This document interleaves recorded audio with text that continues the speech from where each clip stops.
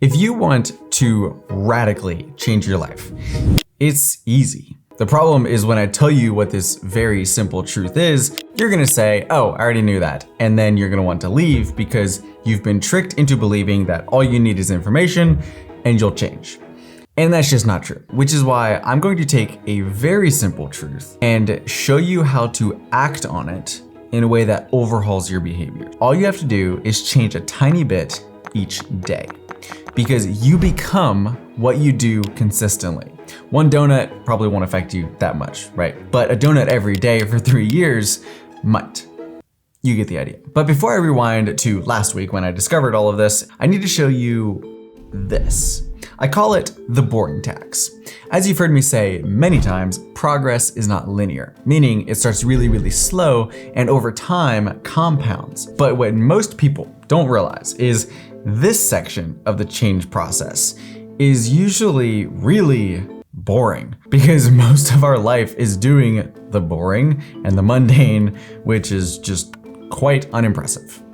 Sorry. So when we begin a behavioral change, that's usually where it needs to start. This is the meal prep for your workout routine. This is you going to bed instead of playing Xbox so that you can get up and work on your side hustle. This is the section that you don't see big results, and quite frankly, it's a bit boring. But you have to pay the boring tax, otherwise you won't get to the next section.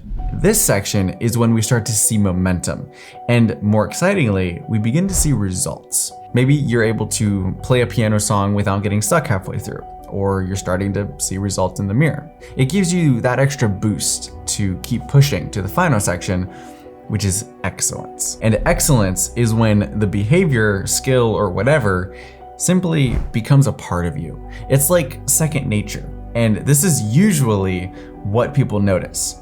This is what people want because it's mesmerizing and impressive. Except most people aren't willing to go through the boring sections to get there. Now I show you all of this because in this video, we're focusing on the boring section, paying our boring tax, as I like to call it.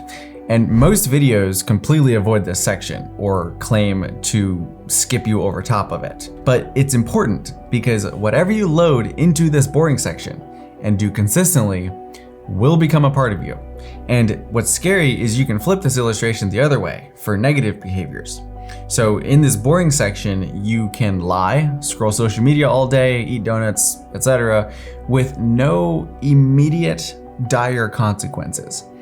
But eventually, you will see the results of those, and they're not gonna be pretty. Here's me learning how to do this last week. If this belief is true, that you become what you consistently do, then the logical first step is to identify the things that I'm consistently doing, who I'm becoming, as it were. I spent the next 30 minutes or so trying to identify all the little behaviors I do on a regular basis, which was surprisingly difficult. After all, these are often things we do while on autopilot, when our brain isn't very aware of what we're doing. After I got something of a list, I marked how much time each item took up in my day and added a check mark if I wanted to keep it and an X if not. Okay, so there's a lot of things that I do every day. I'm gonna leave out like the routines and like, you know, eating breakfast and brushing my teeth, things like that. Here's a few of the things that I come up with. Taking fiber, carrying my notebook and water bottle everywhere. I snack on sweets a lot. Irregular sleep schedule. I make tea every morning. Social media, usually about an hour a day, give or take. I take my vitamins. And then I have this little section called wasted space. And this is the space in between things. When I move from doing this activity to doing the next activity, there's usually like little wasted spaces in there, but those add up. And so I just put collectively like 20 minutes. Okay, so now what's the opposite of this list, right? Like who do I want to become? What do I want to add? I found this list significantly easier to make. It turns out I usually know what I should do despite not doing it most of the time. All right, so here's some of the things I came up with.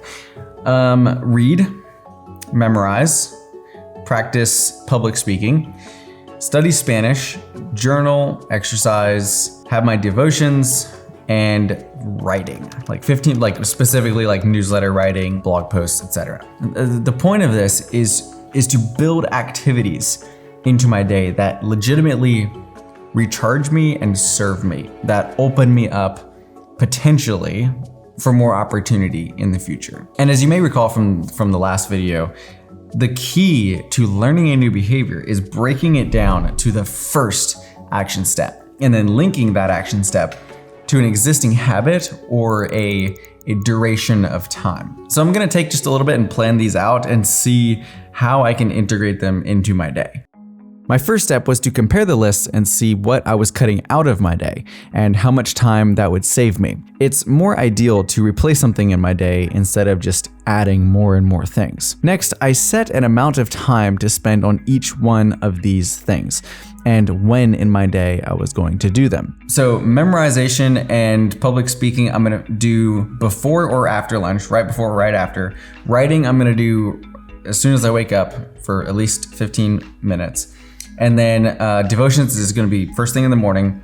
Journaling at the very end of the day. Studying Spanish and reading, those were two of the ones that I couldn't really figure out a way to link them to an existing habit. So what I'm gonna do is try to fit those in the days or in between the daily activities, in the gaps, in the spaces. So when I'm making breakfast or in between brushing my teeth and starting work or when I'm driving somewhere, it's a gap and I can kind of squeeze it in because those are very easy to just pull out and do on my phone, open a book, listen to an audiobook, etc. It's very, very easy to just fit into my day. I'm gonna try to do that with as many of them as I can, but the ones that I can't, I'm gonna give like a dedicated time. With my plan of action marked out, I wrote the list on my fridge so that I would see it the next day and went to bed. I noticed a difference right away. While I didn't get all of them done each day, I always got at least some of them done, quite a bit more than before. But what surprised me most was how many of them I could combine with other actions. I started listening to audiobooks while I prepare a meal, or practicing public speaking about something that I was doing in active recall. I learned that I have more spaces in my day than I thought, and also that it didn't tire me out. If anything, it was a nice distraction. And so begins my boring improvement phase.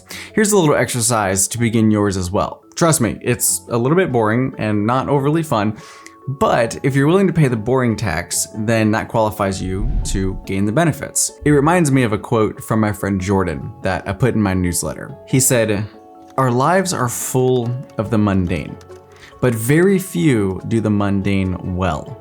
Do the common things uncommonly well, and you will set yourself apart." Here's how we do that. First, make a list of all the little behaviors that you do on a regular basis, and write down how much time gets spent on each one each day, give or take. Next, write a list of all the little behaviors that you would like to do, and write down how much time you would like to spend on each. Remember, start small with the first action step.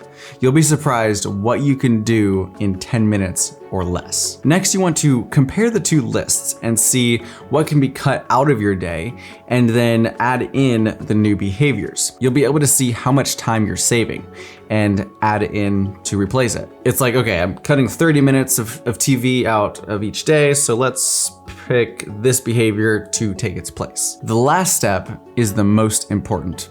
Identify when you're going to do each item on the list. Link the new behaviors to an existing habit or duration of time. If that doesn't make sense, watch the last video I made up here. One final word of advice before launching off on this boring quest of improvement.